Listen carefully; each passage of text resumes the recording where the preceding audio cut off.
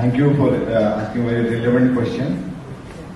In fact, last week we were in Rotterdam attending this World Energy Congress, and we had the opportunity to interact with the world leaders and the investors and the developers which had come for the development of green hydrogen and green ammonia.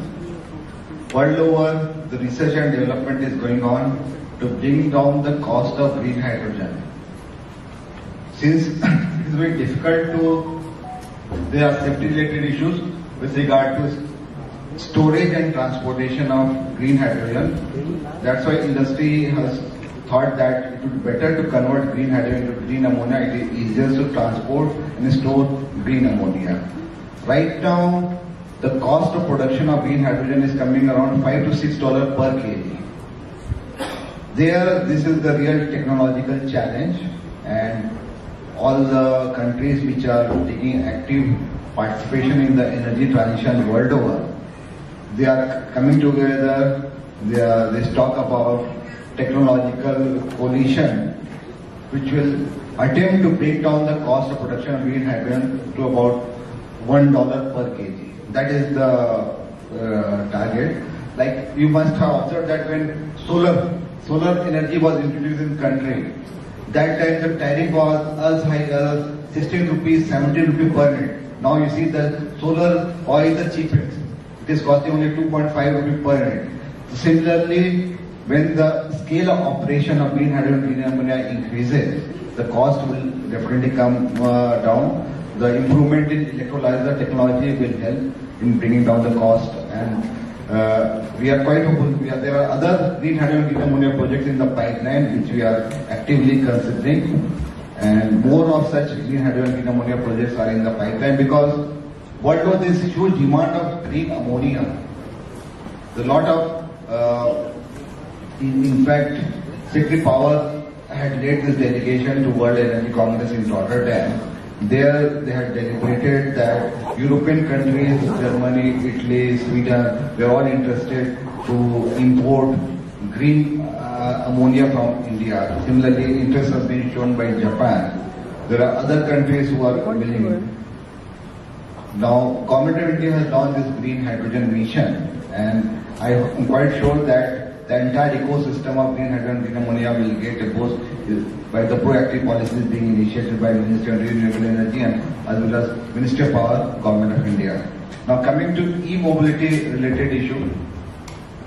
So far we have sanctioned about 10,000 electric buses, and we are targeting to sanction about 50,000 electric buses along with the associated charging infrastructure. And these electric buses are coming in the metropolitan region, particularly those cities having population of more than 40 lakh actually. So we have already identified about 10-11 cities where these electric buses are going to become more prevalent. There we are planning to finance not only original equipment manufacturer OEMs but also the operators of electric buses. Now with regard to the coupon rate, क्या कुछ चीजें हुई है REC के दौरान, REC क्या कुछ कर रही है और जानना चाहते हैं कि क्या पहले आपने आपको इंट्रोड्यूस करी है और क्या कुछ आज का ये बहुत बहुत धन्यवाद आपका इस सवाल पूछने के लिए। मैं वीके सिंह हूँ, डायरेक्टर प्रोजेक्ट आरईसी में। जैसा आज हमने अपने रिजल्ट प्रस्तुत किए आप सभी लोगों के समक्ष, विगत वर्ष में 23-24 में आरईसी की परफॉर्मेंस कई मापदंडों पे बहुत अच्छी रही है। इस साल में, गए साल में हमने 3,58,000 करोड़ के सैंक्शन किए नए प्रोजेक्ट, और ये जो नए प्रोजेक्ट सैंक्शन किए हैं ये बहुत डिफरेंट सेक्टर्स में हैं।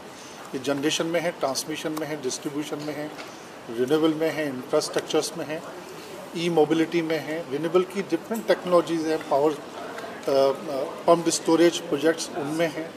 तो हमने वैरायटी ऑफ सेगमेंट में बहुत स्ट्रॉन्ग प्रोजेक्ट्स हम लोगों ने इस साल में सैंक्शन किए हैं।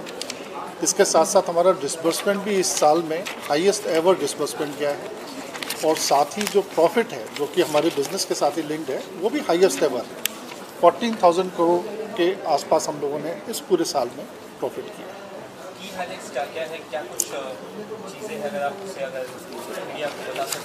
सो की हाईलाइट है, मैं क्वार्टर ना बता के इसको सालाना का जो हमारा रिज़ल्ट है वो मैं बता देता हूँ।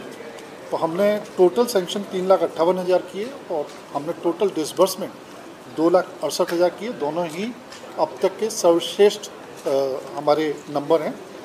रिन्यूएबल सेक्टर में हमने 1,36,000 करोड़ से ज़्यादा के प्रोजेक्ट हमने सेंक्शन किए, जबकि हमने इससे पिछले साल में मात्र 21,000 करोड़ के किए थे। तो जो हम कह रहे हैं कि हम रिन्यूएबल एनर्जी को आगे बढ़ाएंगे और अपना पोर्टफोलियो में रिन्यूएबल एनर्जी को और फर्दर सेंक्शन और फर्दर डिस्बर्स करेंगे, तो वो हम कर भी रहे हैं। इसके अलावा हमने सोलर में करीब 20,956 करोड़ के हमने प्रोजेक्ट सेंक्शन किए। मॉड्यूल मैन्युफैक्चरिंग के 51,000 करोड़ के। लार्ज हाइड्रो वो हमने करीब 32,000 से ज़्यादा करोड़ के प्रोजेक्ट हमने सेंक्शन किए हैं। पम्प्ड स्टोरेज जो कि एक नई टेक्नोलॉजी और अभी पिछले 1-2 वर्षों से देखने को मिल रहा है, उसमें हमने करीब 28,000 करोड़ के नए प्रोजेक्ट सेंक्शन किए हैं। ग्रीन हाइड्रोजन जो एक नई टेक्नोलॉजी है, उसको भी हम लोगों ने अभी पिछले 1 साल से सेंक्शन करना शुरू किया है। वो टेक्नोलॉजी पूरे देश के लिए नई टेक्नोलॉजी है। उसमें हमने करीब 8,000 करोड़ के 2 बड़े प्रोजेक्ट हम लोगों ने सेंक्शन किए हैं। ई मोबिलिटी में 7,200 crore. Wind turbine manufacturing again 3,200 crore close to. Wind में हमने करीब 3,500 करोड़ का नए प्रोजेक्ट सेंक्शन किए हैं और हाइब्रिड में करीब 10,000 करोड़ के प्रोजेक्ट सेंक्शन किए हैं। ये जो मैं प्रोजेक्ट बता रहा था आपको, ये लार्जली रिन्यूएबल एनर्जी से रिलेटेड है। इसके अलावा हमने थर्मल के भी प्रोजेक्ट किए हैं करीब 8,800 मेगावाट के, और ट्रांसमिशन और डिस्ट्रीब्यूशन के भी नंबर हमने आप लोगों के साथ में साझा किए हैं अपने प्रेजेंटेशन के थ्रू, जो कि हमारी साइट पे भी अब अवेलेबल है, वो आप देख सकते हैं। ग्रामीण क्षेत्र में कौन सा प्रोजेक्ट है और क्या कुछ प्रॉफिट है, बताना चाहिए। ग्रामीण क्षेत्र में पहले 2 मुहिम चली थी। पहले गाँवों का विद्युतीकरण जो कि कंप्लीट हो गया है। आज देश में हर एक गाँव में बिजली है। दूसरी मुहिम थी जिसमें हमने बोला था, भारत सरकार ने बोला था, मिनिस्ट्री ऑफ पावर ने बोला था कि हर घर बिजली, घर घर बिजली, और उसको सौभाग्य जो एक कार्यक्रम है उसके थ्रू हम हर घर तक लेके गए, और जितने विलिंग हाउस होल्ड थे लगभग 2.86 करोड़ जिनके घरों में बिजली नहीं थी, उनके घरों तक बिजली को पहुंचाया गया। तो ये दोनों काम गांव में हो चुके हैं। बट गांव में हम जानते हैं कि फिर और भी नए लोग होते हैं, नए घर बनते हैं, तो उनके लिए भी हम अभी RDSS में भी उनके घर के और गांव के जो रह गए, कोई छोटे छोटे मजरे टोले इस टाइप के जो रहे हैं, वहाँ पे भी विद्युत और विद्युत से रिलेटेड इंफ्रास्ट्रक्चर पहुँचाने का काम RDSS स्कीम में भी अभी कर रहे हैं। आपकी बड़ी जो प्रॉब्लम होती है गांव वाले क्षेत्र में, वो होती है पानी की, सिंचाई की। तो उस तरह कोई प्रोजेक्ट अगर बताना चाहें कोई, तो वो काफ़ी सारे प्रदेशों में जो एग्रीकल्चर के लिए जो पंप यूज़ होता है, उसकी जो बिजली है काफ़ी स्टेट ने उसमें सब्सिडी दी हुई है, फ्री है। तो वहाँ पे बिजली की जो खपत है उसका कोई चार्ज नहीं लगता। ऐसे काफ़ी प्रदेश हैं। कुछ प्रदेश हैं जो बहुत कम चार्ज भी लगाते हैं, सब्सिडाइज रेट पर लगाते हैं, और किसान अधिकतर उन्हीं एग्रीकल्चर पंप को यूज़ करते हैं अपने खेतों की सिंचाई वगैरह के लिए। तो मैं कह सकता हूँ कि वो सिंचाई का पानी जो पंप वो कर रहे हैं, लगभग सारे ही प्रदेशों में वो या तो फ्री आ रहा है या तो बहुत सब्सिडाइज रेट पर। ट्रांसफार्मर में आपने जैसे पावर प्रोग्रेसिव और प्रॉस्पेरिटी का मॉडल दिया है, इसके अलावा और दोबारा पूछिए। ट्रांसफार्मर में आपने जो पावर प्रोग्रेसिव और प्रॉस्पेरिटी का मॉडल दिया है, इसके अलावा और किन किन क्षेत्रों में काम है? हम ये स्लोगन हमारा नहीं, जो आप हमारे बोल रहे हैं, ये शायद हमारा स्लोगन नहीं है। इसके अलावा इलेक्ट्रिसिटी के बारे में हम चाहते हैं कुछ अगर आप विस्तार से बता सें, किस तरह से आप की तरफ से क्या कुछ चेंजेस आए हैं, स्पेशली गाँव वगैरह में जहाँ पर इलेक्ट्रिसिटी अभी भी कई गाँव ऐसे ध्यान। देखिए, देश में अब बिजली की जो व्यवस्था है काफ़ी मजबूत है। हम देख रहे हैं कि अभी आप जहाँ भी रहते होंगे वहाँ पे आपने खुद देखा होगा कि बिजली की अवेलेबिलिटी काफ़ी है। हम जो हमारी जानकारी है वो लगभग 23.5 पौने 24 घंटे बिजली अर्बन एरिया में आ रही है और लगभग 21 घंटे के आसपास गांव के एरिया में आ रही है। ये औसतन नंबर हैं। कुछ गांव में शायद कम भी आ रही होगी और कुछ गांव में 21 घंटे से ज़्यादा भी आ रही होगी। औसत जो है करीब लगभग 21 साढ़े 21 घंटे का बिजली आ रही है। तो बिजली की क्षेत्र में सारे ही यूटिलिटी ने, सारे ही प्रदेश के जो यूटिलिटी है सब ने अच्छा काम किया है और उसका रिजल्ट हम आप देखते हैं कि आज बिजली की व्यवस्था बहुत सुदृढ़ हो गई है, बहुत अच्छी हो गई है, हर जगह बिजली मिल गई है। दूसरा काफ़ी तेज़ी से बढ़ रहा है, हम देख रहे हैं पूरे इंडिया में इंफ्रास्ट्रक्चर काफ़ी तेज़ी से ग्रो हो रहा है, तो उस बारे में क्या अगर तो उसमें अब देश की जब ग्रोथ होती है तो फिर बिजली सबसे बड़ा ड्राइवर है देश की ग्रोथ को करने के लिए।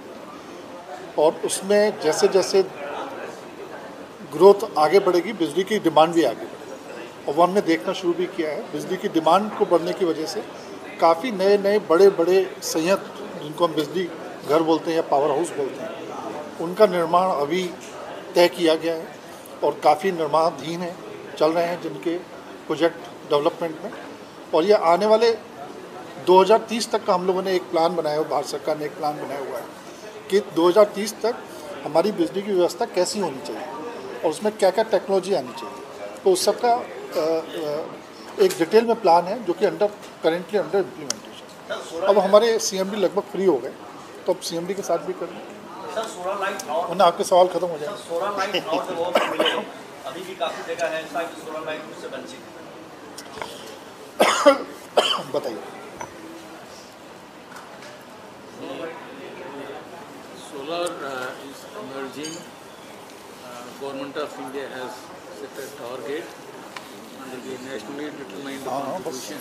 सीएमडी का वो 2 मिनट 500 gigawatts सीएमडी कौन से for बोल रहा renewable energy alone. We need to achieve by 2030.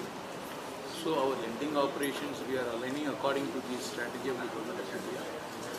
Last year, under the renewable energy alone, 1,36,000 crores we have sanctioned. So we are on a yearly basis. There will be an exponential growth, and this year our sanctioned target under renewable energy alone is 1,50,000 crores, which solar occupies a major chunk. Environmental एक बहुत बड़ा important climate change से environment एक बहुत बड़ा factor है। Environment को देखते हुए कि नेक्स्ट को तो टाइम दिया 4:30 देखते हुए कि ग्रीन चीज़ें ज़्यादा वो ना हो, और उसको देखकर आप लोग कैसे ग्रोथ या किस तरह से टारगेट कर रहे हैं कि एनवायरमेंट को ज़्यादा इम्पैक्ट ना पड़े, अगर उस बारे में अगर कुछ कहना चाहें आप लोग। सब भारत सरकार के जो टारगेट है 500 गीगावाट 2030 तक लगाना ही लगाना है, उनको 2070 तक नेट जीरो होना ही होना है। तो हम लोगों ने भी ग्रीन जो फंडिंग है उसके लिए हम लोग एग्रेसिवली आगे बढ़ रहे हैं और पिछले साल की ग्रोथ देखिए करीबन 500% हमने ज़्यादा सैंक्शन की है इस बार। तो ये मोमेंटम जारी रहेगा आगे, और जिस तरह से रिन्यूएबल्स के नए प्रोजेक्ट्स आएंगे हमारे पास, चाहे वो किसी भी सोर्स से आए, ग्रीन हाइड्रोजन आए और सोलर आए, विंड आए, हम लोग उसके लिए करेंगे प्रोजेक्ट्स फंडिंग।